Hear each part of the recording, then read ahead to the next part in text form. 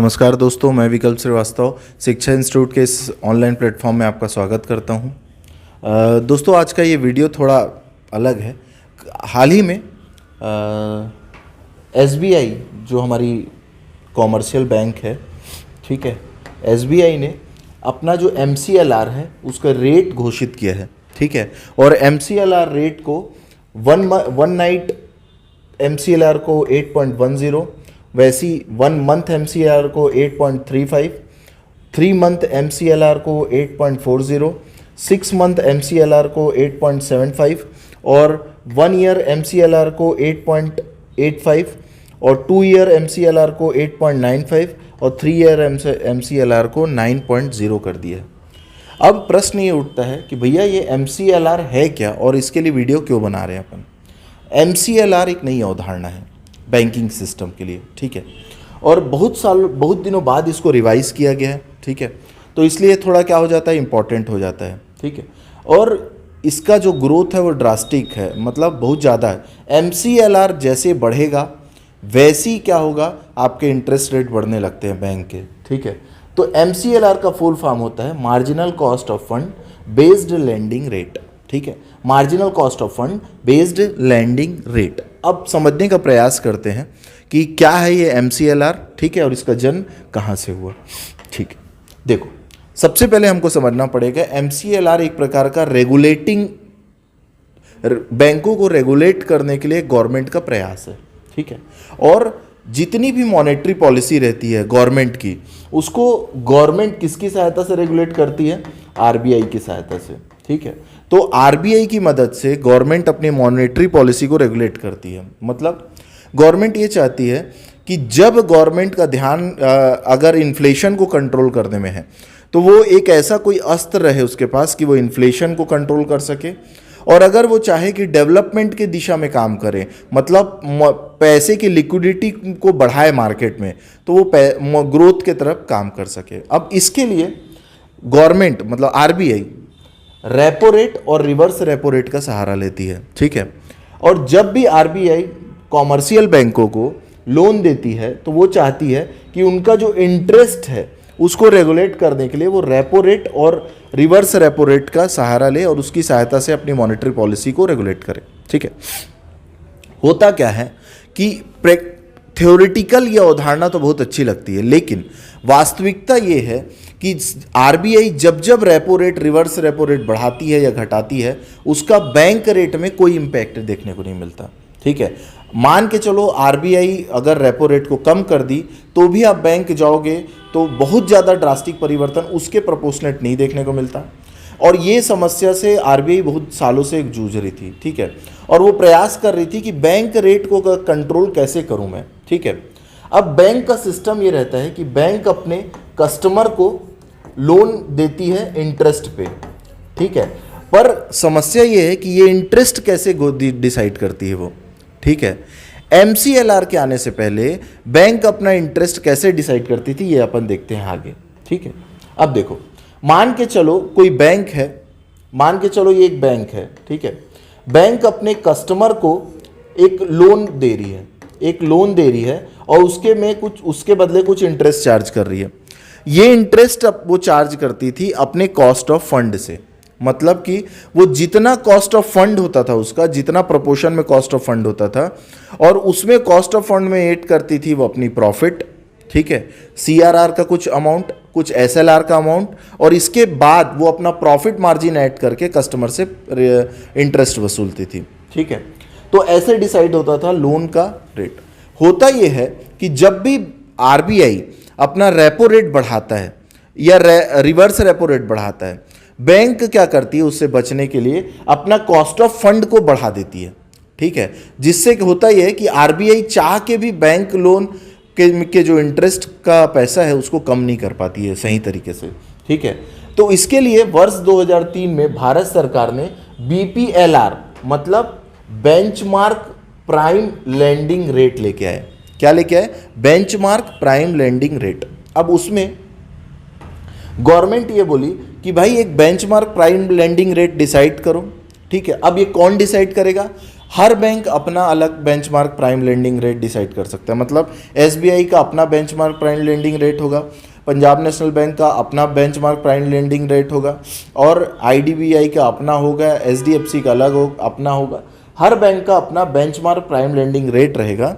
और ये डिसाइड कौन करेगा? आरबीआई नहीं डिसाइड करेगी, ये डिसाइड करेगा ये बैंक, जो भी बैंक का बेंचमार्क प्राइम लेंडिंग रेट होगा उसका बोर्ड, ठीक है, उसका बोर्ड। उस जैसे कि एसबीआई है तो एसबीआई का जो बोर्ड रहेगा, ठीक है, बोर्ड ऑफ डायरेक्टर रहेंगे, वो डिसाइड करेंगे कि कितना है हमारा बेंचमार्क प्राइम लेंडिंग रेट, ठीक है।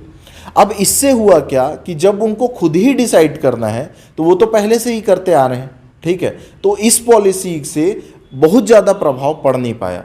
मतलब मॉनेटरी पॉलिसी को सही तरीके से धरातल में लागू करने का जो प्रयास करना चाह रही थी सेंट्रल गवर्नमेंट, वो सफल नहीं हुआ ये 2003 के बीपीएलआर से, ठीक है।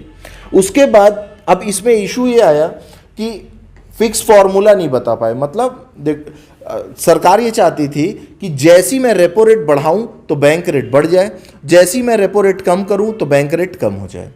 अब इसके लिए ये बैंक को चाहिए था कि बैंक को रेपो रेट के हिसाब से रेगुलेट किया जाए। अब होता ये था कि अगर मान के चलो रेपो रेट बढ़ गया, ठीक है, तो बैंक क्या करती थी, अपने अदर एक्सपेंसेस को बढ़ा देती थी या कम कर देती थी, ठीक है। तो उस प्रपोर्शन में इंटरेस्ट उनको बढ़ाना नहीं पड़ता था, और वो इंटरेस्ट सरकार चाहती थी कि एक फिक्स पता रहे पब्लिक को कि कितना इंटरेस्ट है, ठीक है। तो बैंक क्या करती थी, अलग अलग कस्टमर से अलग अलग वसूलती थी इंटरेस्ट।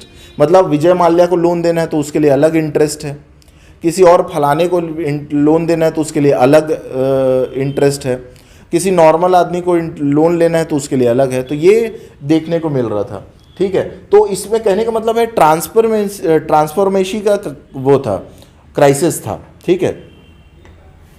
इसके बाद वर्ष 2010 में बेसिक रेट पॉलिसी लेके आई सेंट्रल गवर्नमेंट, ठीक है। बेसिक रेट पॉलिसी ये था कि भैया, बेसिक रेट पॉलिसी ये था कि minimum interest rate a bank, ठीक है, would be charge to its most credible customer. मतलब कि भैया एक बेसिक रेट रहेगा जो आप अपने मोस्ट क्रेडिबल कस्टमर जो हैं आपके, उससे चार्ज करोगे।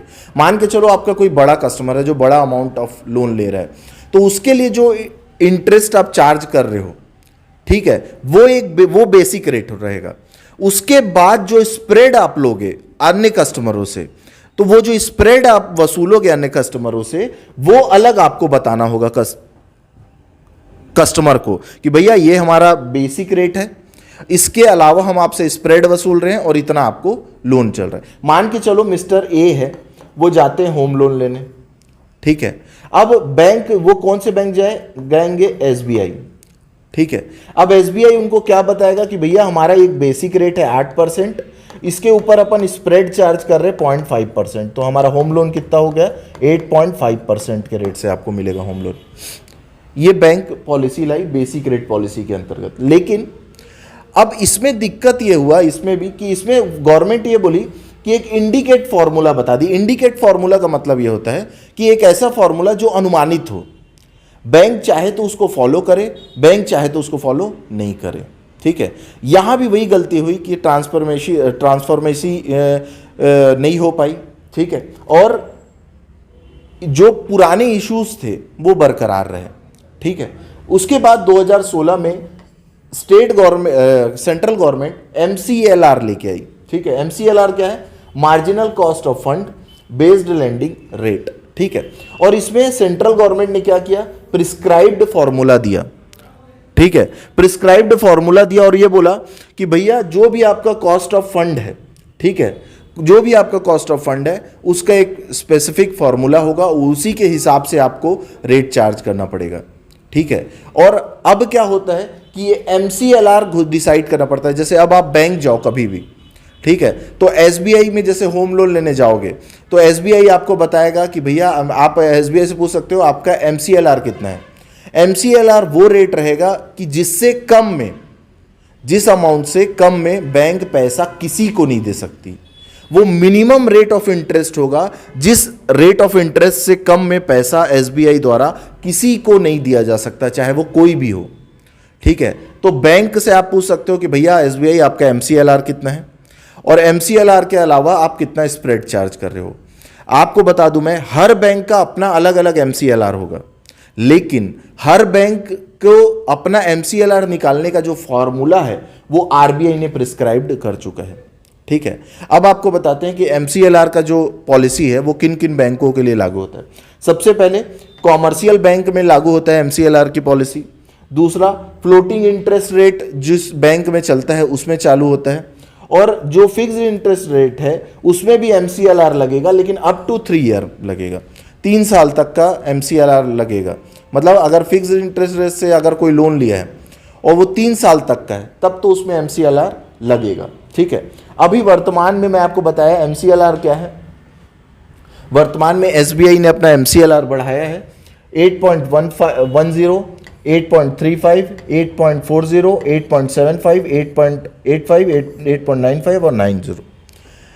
SBI को 5 MCLR घोषित करने पड़ते हैं। एक तो ओवरनाइट MCLR, मतलब अगर एक दिन के लिए कोई पैसा किसी को दे रहे हो तो उसका बेसिक रेट कितना होगा।